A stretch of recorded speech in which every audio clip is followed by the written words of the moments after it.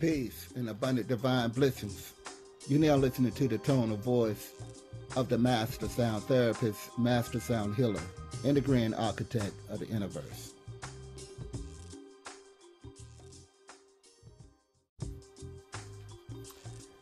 Peace and abundant divine blessings. Well, all right, now let's talk about divine truth. Divine truth is something that our people have been lacking for such a long time. Coming out of 422 years of bondage, it's really taken its toll on many of our people.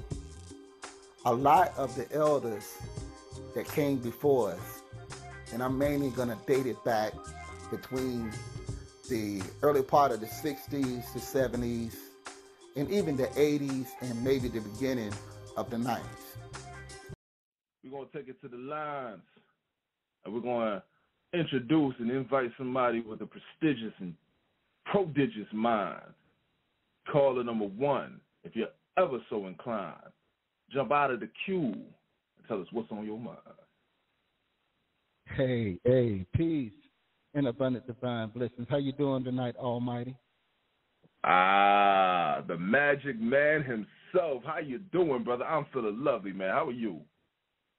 Yes, indeed you are. And I'm telling you, the more you share your testimonial and the divine relationship that you had with your mother and the relationship that your mother had with you, in comparison, it reminds me a lot of myself as well. Because I am also, this is key, and those who have the ears to hear, they would catch it. Me, myself, as a traveling man, who's also a Ma son, right? You asked that question, what does stillness mean? It's such a long story, but I'm gonna touch the highlights of it. I found out personally what it means because I was awoken out of my sleep many times throughout my life, but a year before my mother made her transition. And I was caught in between a futuristic, and you would have to go through some of my photos. Matter of fact, I'm going to put it there so you can see it. So when I woke up, I was there in front of my mother, who was laying in a sarcophagus. Over here, they call it a coffin. And if you look at the ancients, the way that they crossed the poles, meaning their wrists were touched, crossing their body.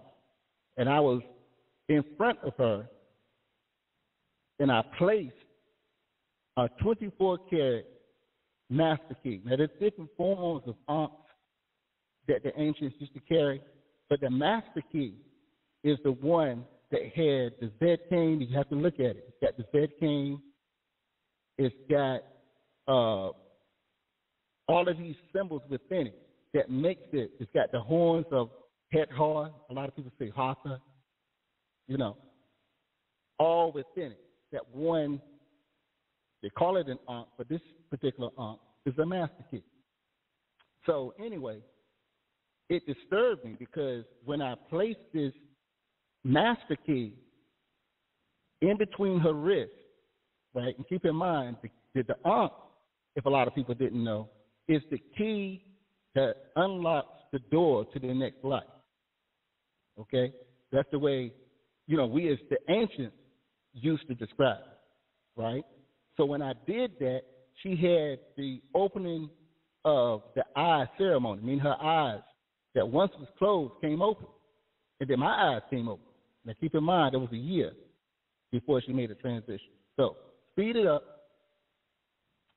She, diabetes, and I think I mentioned that a time or two on one of your previous shows, that that's what was used to take her from this world into the next. So now, up to maybe a week or so, no more than 2 weeks before she made a transition, she suffered a stroke so bad to the point where she wasn't supposed to talk anymore. So now, the last time I saw her, was on Mother's Day of 2009, right? The last time I saw her before she made a transition. Now, when I saw her, I'm in the room, and she was being still, laying within the bed of this hospital, just me and her, right? So somewhere between crying and I was studying for a test, to get my insurance license at the time.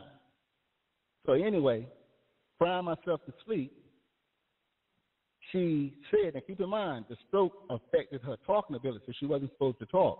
So she used to call me Beat. She said, Beat, wake up. So I wake up and I'm looking at her. First of all, she wasn't supposed to be talking. So now I'm wiping my eyes. I'm like, and she said, I tell you what, why don't you come over here and lay down where I'm at, and I'm going to go sit over there where you at. And I'm like, now I'm looking at her, right? Then she saw her mother.